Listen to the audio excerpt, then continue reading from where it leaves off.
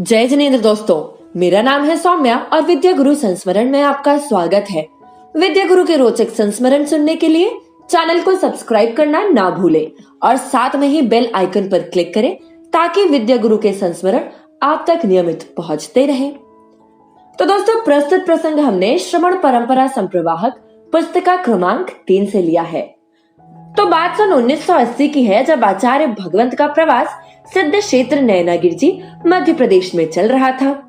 तो एक दिन की बात है, आहार के पूर्व एक श्रावक आचार्य भगवंत की शरण में आया और अपनी गरीबी की व्यथा सुनाकर बहुत रोने लगा।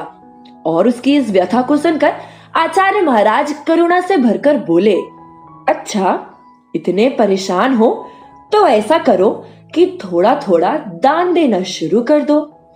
दोस्तों, वह जो व्यक्ति था वह भी इतना पूर्ण समर्पित भाव से था कि उसने आचार्य भगवंत का यह आदेश मान लिया और जी महाराज कहकर यह नियम ले लिया कि अब से वह कुछ ना कुछ दान करेगा और वहां से चला गया। अब गुरु वचनों पर उसकी इतनी श्रद्धा कि उसने इतना भी नहीं सोचा कि गुरुवर, जब पेट में खाने के लिए रोटी नहीं है तो दान कहां से करूंगा। तो दोस्तों, वहीं पास में कुछ नव दीक्षित साधुगण बैठे हुए थे। उन्हें यह देखकर बड़ा दुख हुआ कि आचार्य गुरुदेव यदि चाहते तो किसी सेठ से कुछ रुपए दिलवा सकते थे, पर उन्होंने तो दान का ही बोल दिया। तो दोपहर को जब कक्षा शुरू हुई तो महाराजों ने प्रश्नों की झड़ी सी लगा दी गुरुदेव के सामने।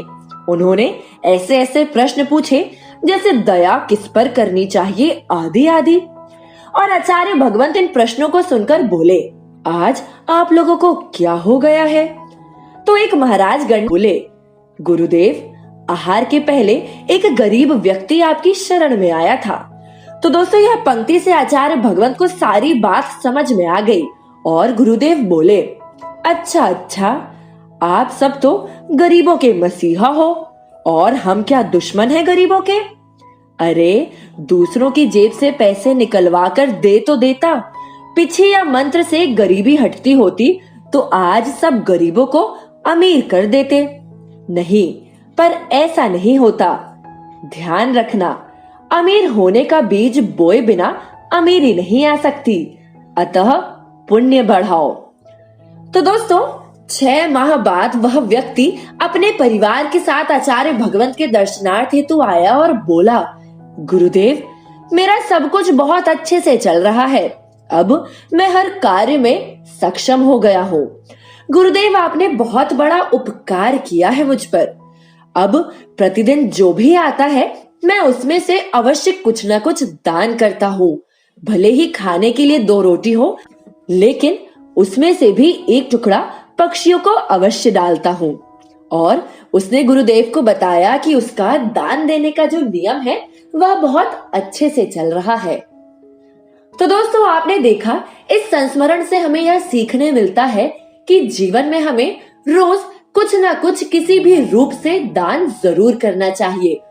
वह दान जीव दया के रूप में हो सकता है, औषधि दान हो सकती है, ज्ञान दान हो सकता है, परंतु जीवन में दान का बहुत बड़ा महत्व है और यही एक अवसर है जिससे हम अपने पुण्य को बढ़ा सकते हैं। तो दोस्तों, आचार्य भगवंत ने कितने सहज ही यह समझा दिया कि दान का जीवन में क्या महत्व होता है और हमें अमीर बनने के लिए अमीरी का जो बीज है वह खुद से ही बोना पड़ेगा। तो दोस्तों, ऐसे संत शिरोमणि आचार्य भगवंत श्री विद्यासागर जी महामुनिराज के पावन चरणों में त्रिवार नमोस्तु। फिर मिलेंगे किसी नए सीख और गुरुदेव के कुछ रोचक संस्मरण के साथ। तब तक गुरु भक्ति में लीन रहें और अपना ख्याल रखें।